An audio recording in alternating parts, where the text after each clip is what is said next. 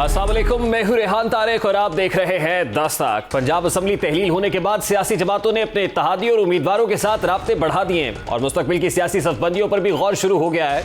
पंजाब और केपीके की सियासी बिसात पर हर खिलाड़ी बड़ी बाजी की तैयारी कर रहा है। इलेक्शन कब और कैसे होंगे और इसमें फतेहयाब कौन होगा, ये तो आने वाला वक्त ही बताएगा।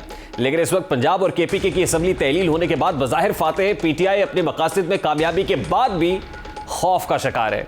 ये खौफ उनको इमरान खान की नाअहली और गिरफ्तारी का है। उन्हें लगता है कि निगरान हुकूमत के क़याम के बाद इमरान खान को या तो गिरफ्तार कर लिया जाएगा या उन्हें सियासत से नाअहल कर दिया जाएगा और इस दौरान इंतखाबात हो जाएंगे जिसमें नुकसान सिर्फ पीटीआई का होगा। कल एक निजी टीवी से गुफ्तगू करते हुए साबिक स्पीकर कौमी असम्बली और सीनियर रहनुमा पीटीआई असद कैसर ने कहा कि इलेक्शन से पहले इमरान खान हो सकते हैं, लेकिन पीटीआई को इसकी कोई परवाह नहीं क्योंकि इससे तो पीटीआई और मजबूत होगी। हुकूमत इमरान खान को गिरफ्तार करने का इरादा रखती है या नहीं, इस बात का अंदाजा तो इससे भी लगाया जा सकता है कि इमरान खान 8 माह से संगीन केसेस के बावजूद खुलेआम घूम रहे हैं। हर रोज़ हुकूमत को सख्त तनकीद का निशाना भी बनाते हैं। 25 मई और इसके बाद तहरीक आज़ादी लॉन्ग मार्च के दिनों में हुकूमत चाहती तो उनको गिरफ्तार कर सकती थी, लेकिन हुकूमत ने ऐसा कोई इकदाम नहीं उठाया, जिस पर हुकूमत को उनके अपने रहनुमाओं की जानिब से भी तनकीद का सामना रहा। और अब इंतखाबात से ठीक कबल हुकूमत इमरान खान को गिरफ्तार करके उनको मजलूमियत का वोट हासिल करने का मौका क्यों देगी। लेकिन इमरान खान पर इंतहाई खतरनाक नौयत के केसेस ज़रूर हैं जिनमें उनकी नाअहली मुमकिन है और उनको गिरफ्तार भी किया जा सकता है। इमरान खान पर तोशाखाना से तहाइफ हासिल करने और उन्हें असासों में ज़ाहिर ना करने का केस चल रहा है। इसके अलावा टेरियन वाइट केस में भी वो भी केस ऐसा है कि जो उनके गले की हड्डी बना हुआ है। इन दोनों केसेस में इमरान खान पर नाअहली की तलवार लटक रही है। इलेक्शन कमीशन उनको पार्टी चेयरमैनशिप से हटाने की अलग से कार्रवाई कर रहा है। आज टेरियन वाइट को कागजात नामजदगी में डिक्लेयर ना करने और इमरान खान की नाअहली के हवाले से इस केस की समाअत हुई। इमरान खान ने इस केस से जान छुड़ाने के लिए पाकिस्तान के महंगे तरीन समझे जाने वकील सलमान अकरम राजा की खिदमत हासिल की हैं ताकि उनकी इस केस में जान छूट सके। आज की समाअत के दौरान टेरियन की गार्डियनशिप से मुताल्लिक इमरान खान की साबिका अहलिया जमाइमा का 18 नवंबर 2004 का डिक्लेरेशन भी पिटीशन के साथ रिकॉर्ड का हिस्सा बना दिया गया है। डिक्लेरेशन में जमाइमा ने टेरियन वाइट की गार्डियनशिप अपने पास रखने से इनकार करते हुए कैरोलिना वाइट को देने का कहा था। इमरान खान के वकील सलमान अकरम राजा ने कहा कि इब्तदाई जवाब जमा कराना चाहते हैं, मगर ऑफिस ने एतराज़ात आयद किए हैं कि बायोमेट्रिक के लिए इमरान खान को खुद आना पड़ेगा। सलमान अकरम राजा ने कहा कि इमरान खान ने इस्तीफ़ा दे दिया और अब रुकन कौमी असम्बली नहीं रहे। इब्तदाई बयान जमा कराने के लिए मोहलत दी जाए। अदालत ने इस्तदा मंजूर करते हुए जवाब की पेशगी कॉपी पटिशनर के वकील को फराहम करने की हिदायत की और समाअत 27 जनवरी तक मुलतवी कर दी। टेरियन केस और तोशाखाना केस में इमरान खान की नाअहली के चांसेस हैं और उनकी गिरफ्तारी भी मुमकिन है। अगर इमरान खान की सियासत से नाअहली या गिरफ्तारी हो जाती है तो उनकी पार्टी को संभालने वाला कोई नहीं होगा, क्योंकि नाक़िदीन कहते हैं कि यह पार्टी सिर्फ फर्द वाहिद की पार्टी है। वो जो चाहते हैं वो करते हैं और जो उनको हुक्म हो किसी में उनको टालने की ज़रूरत नहीं है। इमरान खान की गिरफ्तारी की या नाअहली की सूरत में पार्टी की कमान संभालने के लिए भी इख्तलाफात पैदा हो सकते हैं और पीटीआई अरकान की दूसरी जमातों में धड़ाधड़ शमूलियत का भी खतरा है। इस तरह ये पार्टी ताश के पत्तों की तरह पल भर में बिखर सकती है। इमरान खान जिन पर तकिया किए हुए थे, अब उन्होंने सियासी तौर पर मुकम्मल न्यूट्रल होने की ठान रखी है। लाख कोशिशों और मिन्नतों के बाद इमरान खान की जानिब से उन्हें राम नहीं किया जा सका और अगर उनकी सपोर्ट उन्हें हासिल नहीं होती या मैसर नहीं आती तो इमरान खान गिरफ्तार भी हो सकते हैं और नाअहल भी हो सकते हैं। उनकी पार्टी अब बिखर सकती है और अरकान भी इधर से उधर हो सकते हैं। इस्टेब्लिशमेंट की और किसी भी सियासी अमल का हिस्सा बनने को तैयार नहीं। अब सवाल तो बहुत सारे हैं, लेकिन यहाँ सबसे अहम सवाल यह है कि अगर इमरान खान गिरफ्तार हो गए तो तहरीक इंसाफ के पास मुतबादिल क़यादत के तौर पर कौन से ऑप्शंस मौजूद हैं। उनकी गिरफ्तारी और नाअहली की सूरत में जमात का अगला लाहेबल क्या होगा और क्या ये बात दुरुस्त है कि पार्टी फर्द वाहिद की पार्टी है जहाँ सारी समझ सारी प्लानिंग सिर्फ इमरान खान की है। और अगर ये बात दुरुस्त है तो फिर ये बात कदरे दुरुस्ती है कि अगर इमरान खान गिरफ्तार या नाअहल हो गए तो पीटीआई का नाम और निशान मिट सकता है। इसी पर बात करेंगे इस वक्त सीनियर सियासतदान और मुस्लिम लीग ज़िया के सरबराह एजाजुल हक साहब ने हमें ज्वाइन किया है। अस्सलाम वालेकुम एजाजुल हक साहब, बहुत बहुत शुक्रिया आपके वक्त के लिए। सबसे पहले तो आप भी ये देख रहे हैं कि इमरान खान को इलेक्शन से आम इंतखाबात से कबल नाअहल किया जा सकता है। क्या इमरान खान की नाअहली और गिरफ्तारी नविश्ता दीवार है? देखिए, गिरफ्तारी तो मैं नहीं समझता कि किया जाएगा, लेकिन एक अटेम्प्ट पीडीएम की हुकूमत जो है वो करेगी। बड़े दिनों से प्लान बन रहा है उनका कि किसी तरीके से इलेक्शन कमीशन से उनको डिस्क्वालीफाई करवाया जाए। और उसके बाद फिर आगे कोर्ट्स क्या करते हैं वो अलग बात है, लेकिन क्योंकि वो इलेक्शन से खिलाफ चाह रहे हैं तो इसलिए वो जाना चाह रहे हैं किसी न किसी तरीके से। गिरफ्तारी का जहाँ तक ताल्लुक है तो वो मुझे नहीं मुमकिन नहीं लग रहा कि वो गिरफ्तार करेंगे इतनी जल्दी, लेकिन एक दफा डिस्क्वालीफाई कराने की कोशिश और अटेम्प्ट जो है वो किया जाए। यही वजह है कि टेहरियान केस के अंदर भी भारी भरकम वकला की मुआवनत हासिल कर ली गई है इमरान खान साहब की तरफ से। जी बिल्कुल, उनको मेरे ख्याल है इस बात की इंडिकेशन जरूर है, और क्योंकि ये कोई पहली मर्तबा नहीं हुआ, कितने केसेस हुए, कितने मतलब कंटेम्प्ट ऑफ कोर्ट हुए, उन सारे मामला में उनको उलझाया जा रहा है इन तमाम मसाइल के अंदर, क्योंकि ग्राउंड रियलिटी तो ऐसी है ना कि वो पिछले आप देख लें कि कब से 2 माह के करीब हो गए कि वो स्मार्ट पार्क में बैठे हुए, और वहाँ से कमरे में बैठकर उन्होंने पूरी पीडीएम को अपने आगे लगाया हुआ है, और उनकी समझ में नहीं आ रही कि ये कैसे हो रहे हैं सारे मामला। असेंबली कैसे टूट गई, वोट ऑफ इत्तेमाद का वोट कैसे ले लिया, पख्तूनख्वा की असेंबली कैसे टूट गई। तो वो अपने ऑब्जेक्टिव पे बड़े क्लियर है, और उस ऑब्जेक्टिव को अचीव करने के लिए भरपूर कोशिश कर रहे हैं। मेरा ख्याल था कि हुकूमत को भी चाहिए कि अब बजाय इन मामला में जाने के वो इलेक्शन की डेट का ऐलान करें और बैठ नहीं, लेकिन एजाजुल हक साहब, जमान पार्क में बैठ के इमरान खान साहब के लिए ये सब कुछ करना उस वक्त तक आसान था जब तक उनके पास पंजाब हुकूमत थी। खैबर पख्तूनख्वा हुकूमत भी उनके पास नहीं है, पंजाब हुकूमत में पंजाब असेंबली भी डिसॉल्व कर दी गई है। तो आपको नहीं लगता कि 2 बड़े इंपॉर्टेंट शेल्टर्स हैं जो इमरान खान से छीन लिए गए हैं, उसके बाद नाहली तो आप देख रहे हैं, तो गिरफ्तारी भी नविश्ता दीवार हो सकती है? मैं नहीं समझता गिरफ्तारी देखो करने को किसी हद तक भी जा सकते हैं, लेकिन गिरफ्तार करने का मामला जो है उस पर फिर रिएक्शन बहुत सीवियर आएगा, और फिर ये साफ पता लग जाएगा कि ये मामला था। और मेरा नहीं ख्याल कि अब मौजूदा हुकूमत को इस किस्म के मामला करने दिए जाएंगे कि वो किसी को भी पकड़कर अंदर कर दें या बाहर कर दें, लेकिन ये किसी हद तक भी जा सकते हैं, इसमें कोई शक वाली बात नहीं। लेकिन दोनों असेंबलीज को डिसॉल्व करके नेशनल असेंबली का रुख वापस करना, यानी इमरान खान के बकौल मरासला या साइफर सरकार को मान लेना, ये कितना बड़ा डेंट होगा खुद पीटीआई के लिए? नहीं देखिए, बात नहीं है, बात यह है कि 2 असेंबलियां जो है इस वक्त टूट चुकी है। तकरीबन 70% पाकिस्तान जो है वो इलेक्शन में जाएगा। 2 प्रोविंशियल असेंबली 62% पंजाब है, और फिर केपीके साथ मिला लें 35 सीटें वैसे जो है लोगों को अभी फिर नायल कर चुके हैं, उनके ज़िमनी इंतखाबात होंगे। तो किस तरह से ये मुमकिन है कि मौजूदा माशी जो इकोनॉमिक कंडीशन है मुल्क की, कि इसको मद्देनजर रखते हुए आप 70% मुल्क को जो है एक मरतबा इलेक्शन में ले जाए और 100% मुल्क को जो है फिर दोबारा इलेक्शन में ले जाए? शायद ये वजह है एजाजुल हक साहब कि खुद पीडीएम भी ज़िमनी इंतखाब लड़ने के मूड में नहीं है। राना सनाउल्लाह कहते हैं हम नहीं लड़ेंगे ज़िमनी इंतखाब, हम आम इंतखाबात लड़ेंगे जो अक्टूबर में होंगे। तो ये ज़िमनी नहीं लड़ेंगे तो फिर इंशाल्लाह आम इंतखाबात जो है वो मई जून में हो जाएंगे। ये कैसे अंदाजा है? मई जून की आप बात कर रहे हैं, अप्रैल की बात कल इमरान खान साहब ने की है, क्या इंडिकेशंस है जिस बुनियाद पर ये बात की जा रही है? ये इंडिकेशंस इसलिए है कि हुकूमत को अब मुकाबला जो है वो पॉलिटिकल मैदान में करना पड़ेगा। अब वो जो पहले जो सहारे लेकर यहाँ तक पहुंच गए हैं वो अब सहारे उनको नहीं मिल रहे, तो इसलिए अब बहुत पॉलिटिकल मैदान में आए। तो आपने देख लिया कि पूरी वज़रा की टीम लेकर पंजाब में आ गए थे और हुकूमत का वोट रोक नहीं सकेंगे, इसी तरह आप इलेक्शन भी नहीं रोक सकेंगे। और एक और बात आपको बताऊं, पॉलिटिकली ये जितना रोकने की कोशिश करेंगे और उतना मुल्क इलेक्शन की तरफ जाएगा, जो इनकी पॉपुलैरिटी अब है जो कि बहुत ज्यादा इनका ग्राफ नीचे जा चुका है, फिर मजीद नीचे जाएगा। नहीं देखिए, अगर इमरान खान नाहल हो जाते हैं और सारे हलकों से इमरान खान ने खुद बाई इलेक्शन लड़ने का फैसला किया है, लड़के भी नाहली देखना पड़ती है, तो दिखाई तो ये देता है कि फिर पॉपुलैरिटी पीटीआई में इमरान खान के अलावा कुछ भी नहीं है, वो 0 जमा 0 जमा 0 ही है। पॉपुलैरिटी तो फिर पार्टी में यही होती है ना, आप हाशिम को निकाल दें तो रूलिंग में नहीं। क्या इमरान खान साहब के पास इमरान खान के अलावा कोई कैंडिडेट नहीं है? तो उनके पास भी कोई नहीं ना, उनमें से भी 2 निकले हुए उनको निकाल दें तो फिर बाकी सारे फारिग हो जाते हैं।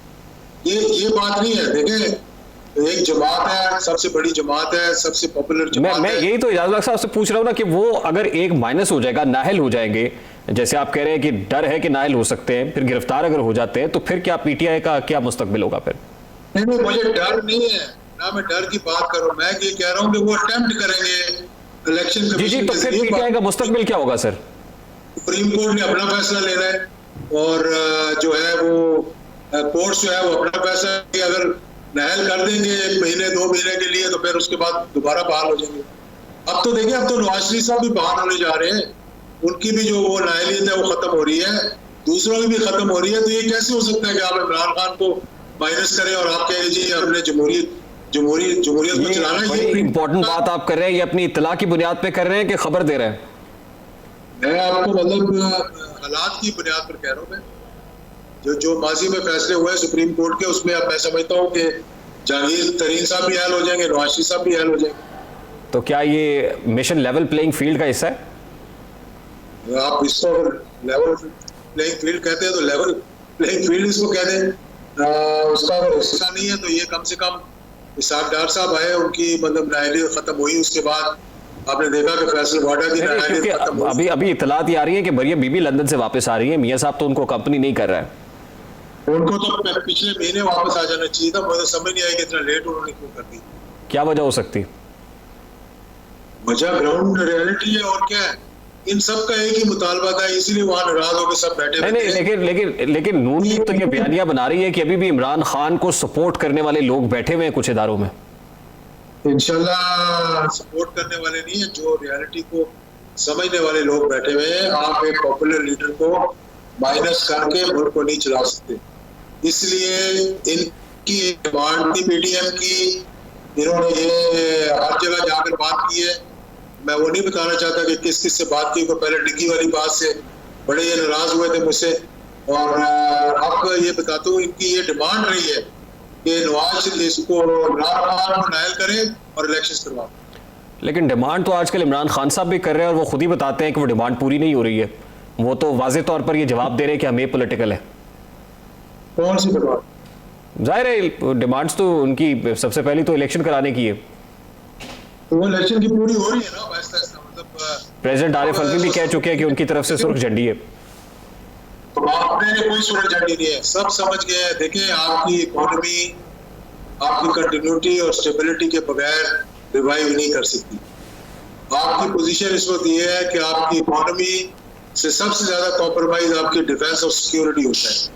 आई don't think anybody can afford to have more instability in Pakistan. हर कोई चाहेगा कि तसलसल कंटिन्यूटी आए और वो इलेक्शंस के बगैर नहीं आ सकती। अगर कोई एक्स्ट्रा कॉन्स्टिट्यूशनल काम है तो उसकी मैं जिक्र नहीं कर रहा। Constitutionally the country has to go for the elections after the dissolution of two assemblies। बहुत बहुत शुक्रिया। एजाजुल हक साहब हमारे साथ मौजूद थे। अभी एक ब्रेक लेंगे और ब्रेक के बाद जब वापस आएंगे तो लंदन में होने वाली अहम मुलाकातों का तस्करा भी करेंगे, लेकिन उससे पहले पंजाब में जो पार्लिमानी कमेटीज़ हैं वो भी तश्कील पा गई हैं। पाकिस्तान तहरीक इंसाफ की जानिब से जो निगराला का नाम है उसमें एक और तब्दीली लाई गई है। अहमद नवाज सुखेरा के साथ नवीद अकरम चीमा का नाम दिया गया है, जिस पर जो पाकिस्तान मुस्लिम लीग नून के हल्के हैं, ख़ासतौर पर मलिक अहमद खान साहब, उन्होंने एतराज़ उठाया है कि एक बार जब आपने नाम दे दिए हैं और अपोजिशन लीडर और कायदे ईवान के माबैन को इत्तफाक नहीं हो सका तो नाम तब्दील नहीं किया जा सकता। बाइनी तौर पर यह गलत होगा, नाम चेंज नहीं हो सकता, पार्लिमानी कमेटीज़ ने डिसीजन करना है। इसके बाद लग ये रहा है कि जहाँ अपोजिशन लीडर और कायदे ईवान के दरमियान ये मामला तय नहीं हो सका, वहाँ पार्लिमानी कमेटीज़ भी किसी कंक्लूजन पर नहीं पहुँच सकेंगी और उसके बाद हतमी तौर पर फैसला इलेक्शन कमीशन ऑफ पाकिस्तान ही करेंगे, यानी चीफ इलेक्शन कमिश्नर को ये डिसाइड करना होगा कि पंजाब का निगरान वज़ीर आला कौन होगा। और फिर KP असम्बली की रेजोल्यूशन के बाद भी वहाँ भी केयर टेकर सेटअप के ऊपर मुशावरत जारी है। अब देखना है कि वहाँ पर भी डेडलॉक रहता है और मामला चीफ इलेक्शन कमिश्नर के पास आता है या वहाँ पर जो पॉलिटिकल फोर्सेज हैं मामला को तय कर लेती हैं। ब्रेक लेते हैं, ब्रेक के बाद वापस आते हैं।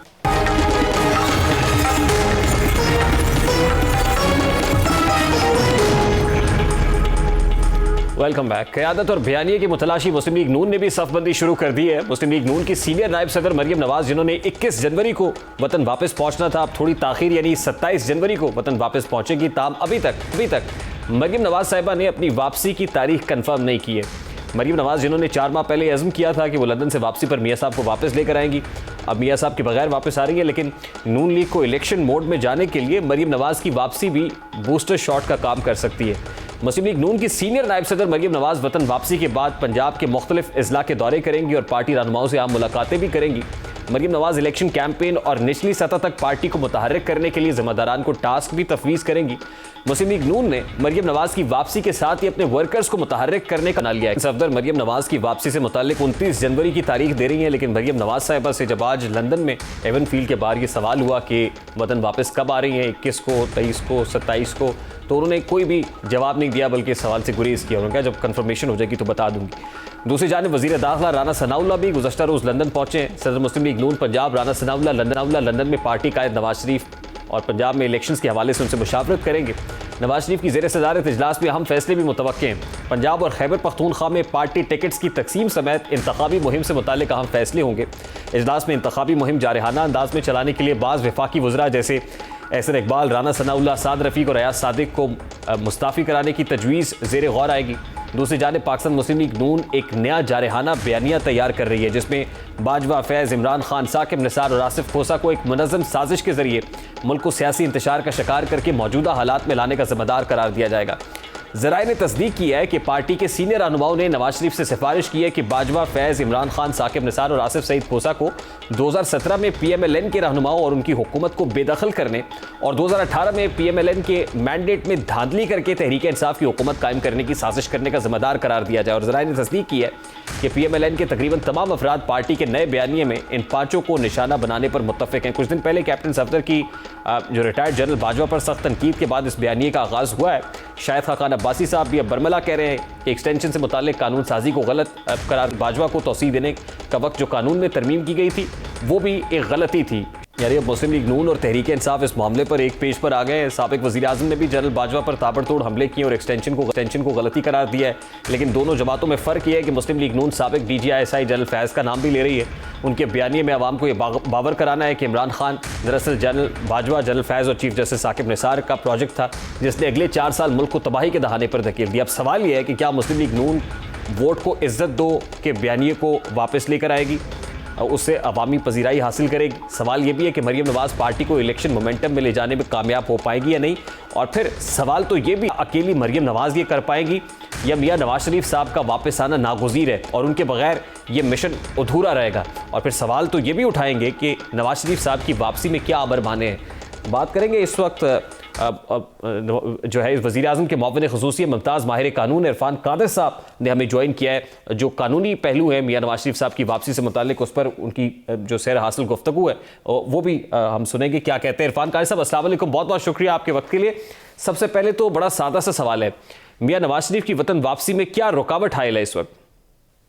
मेरा ख्याल है मियां साहब की वापसी पे अब कोई रुकावट नहीं है, क्योंकि आपने देख ही लिया है कि वो जो पनामा केस जो सुप्रीम कोर्ट में इनिशिएट हुआ था, जिसके तहत के मियां साहब को नाअहल किया गया था, जिसके तहत के JIT बनी थी और जिसके तहत मॉनिटरिंग हुई थी और ये सारी चीज़ें, तो वो तो सारा केस जो है उसकी जो बुनियादें हैं वो तो इस्लामाबाद हाई कोर्ट के फ़ैसले के बाद तकरीबन ख़त्म हो चुकी हैं।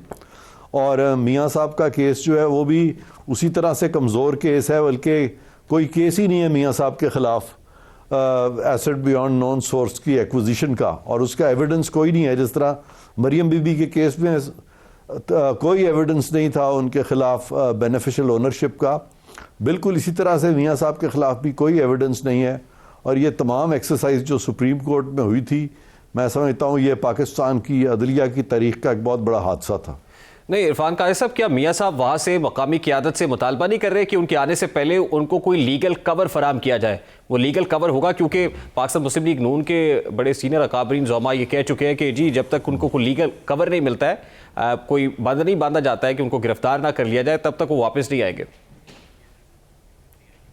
देखें, सबसे बड़ा लीगल कवर इस वक्त जो सबसे ज़्यादा इसकी जो जिम्मेवारी है वो तो सुप्रीम कोर्ट पे है। सुप्रीम कोर्ट को चाहिए कि वो उन पे जो एक इस वक्त इस्लामाबाद हाई कोर्ट के फ़ैसले के बाद उनकी जो साख जो है उसको बचाना चाहिए हमें, सुप्रीम कोर्ट की साख को। और उसका बेहतरीन तरीका यही है कि इस वक्त सुप्रीम कोर्ट जो है वो इस चीज़ को देखे और वो मियां साहब को बग़ैर किसी बेल यानी कराने के उनको फ्री इंग्रेस इनटू पाकिस्तान देना चाहिए कि वो पाकिस्तान आ सकें और केसेस को फेस कर सकें। अरेस्ट करने का तो सवाल ही पैदा नहीं होना चाहिए इस वक्त, क्योंकि मैं बता रहा हूँ कि वो जो केस है वो तो उनका अब आना तो यहाँ एक मेयर टेक्निकलिटी है कि उन्होंने यहाँ आना है।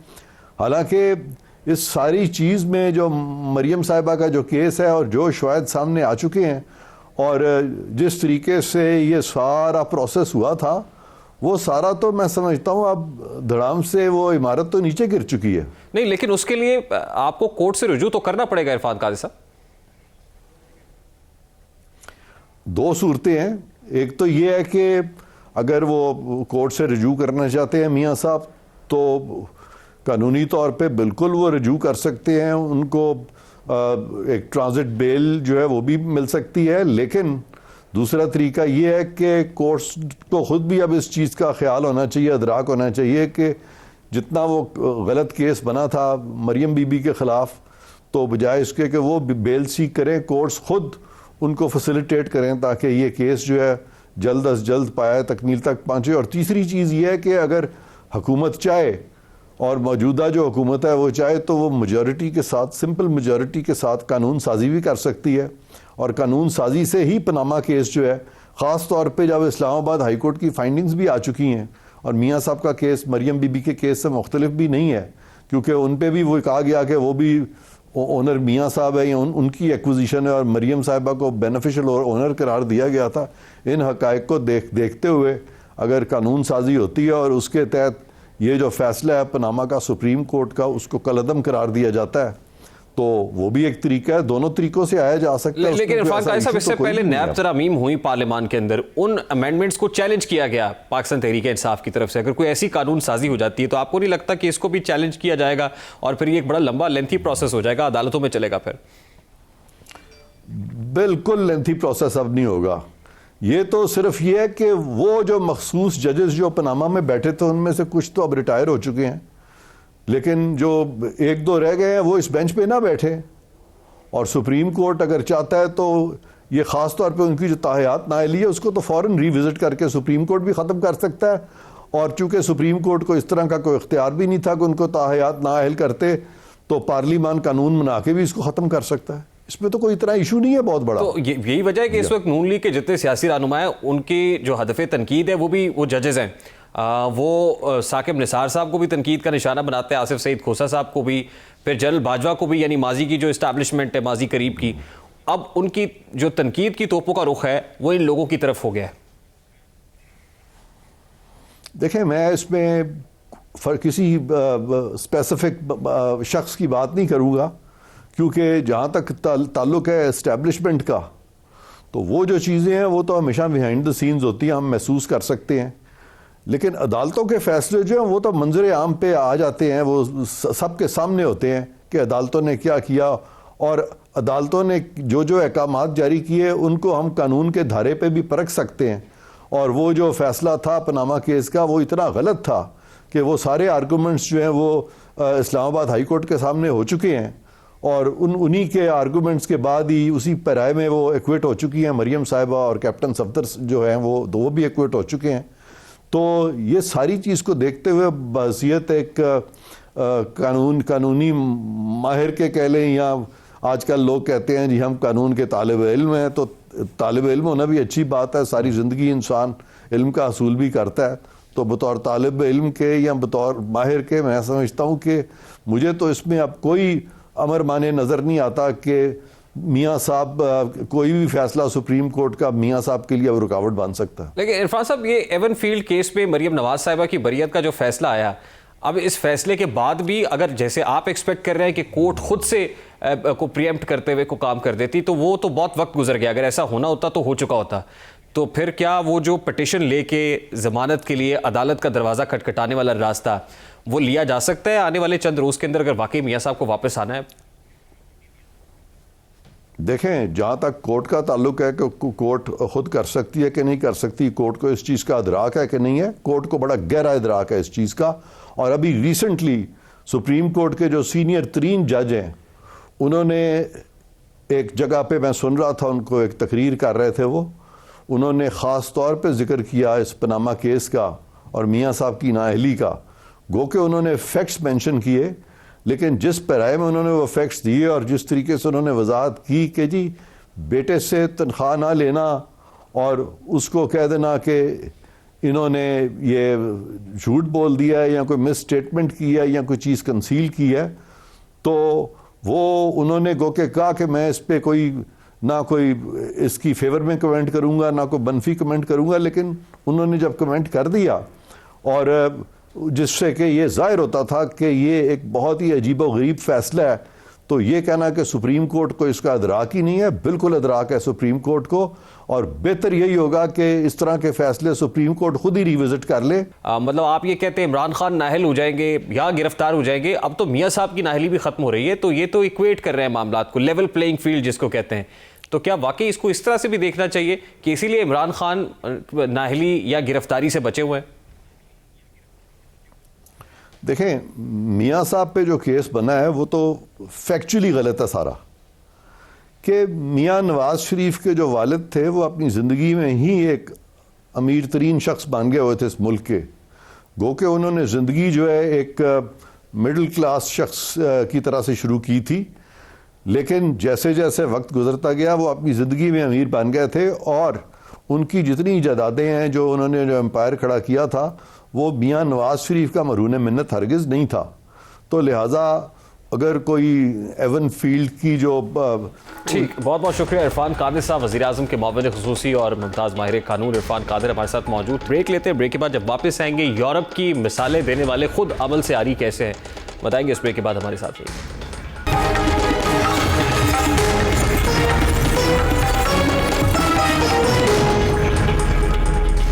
Welcome back. राय-ए-आमा के जायज़ों और हालिया महीनों में अवामी मकबूलियत में कमी के पेश नज़र न्यूजीलैंड की वज़ीर आज़म जसिंडा आर्डर्न ने अपने ओहदे से इस्तीफ़ा दे दिया है। जसिंडा आर्डर्न न्यूजीलैंड में फायरिंग के वाक़यात और कोरोना वायरस की रोकथाम के लिए मौसर हिकमत अमली अपनाने की वजह से एक बैनुल अक़वामी शख्सियत बनकर उभरी थी। जसिंडा आर्डर्न को मार्च 2019 में न्यूजीलैंड की तारीख के स्याह-तरीन दिनों में से एक का सामना करना पड़ा था, जब एक मुसल्लह सफ़ेद फार्म ने क्राइस्ट चर्च में 2 मसाजिद पर हमला करके 51 अफराद को कत्ल कर दिया था। जसिंडा आर्डर्न ने जिस तरह जिंदा बच जाने वालों और न्यूजीलैंड की मुस्लिम कम्युनिटी की दाद रसी की और उन्हें गले लगाया, पूरी दुनिया में उन्हें सराहा गया।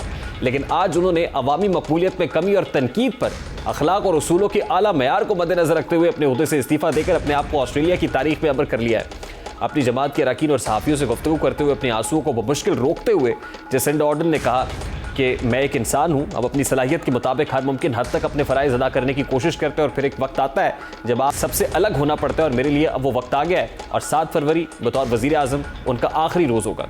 आज जसिंडा आर्डर्न ने अपने खिताब में इस बात का भी तज़किरा किया है कि वो इसलिए नहीं जा रही कि उनकी जमात अगला इलेक्शन नहीं जीत सकती, बल्कि ये फैसला इसलिए किया है कि मुझे यकीन है कि हम मेरे बगैर भी इलेक्शन जीत सकते हैं और ज़रूर जीतेंगे, और आप पर यह भी जिम्मेदारी आयद होती है कि आपको मालूम हो कि आप कब क़यादत के लिए ठीक शख्स हैं। जसिंडा आर्डर्न का ये बयान उनके माशरे के आला उसूलों की तर्जुमानी करता है। हमारे यहाँ इस माशरे की मिसालें तो दी जाती हैं, लेकिन इस पर अमल पैरा होने की कोशिश नहीं की जाती। हमारे हुक्मरान आखिरी हद तक इक़्तिदार से चिपका रहना चाहते हैं, चाहे उनके पास मुल्क चलाने की काबिलियत हो या ना हो। अखबार में ये कैसे हुआ है, ज़रा उसकी एक झलक भी आपको दिखाते हैं।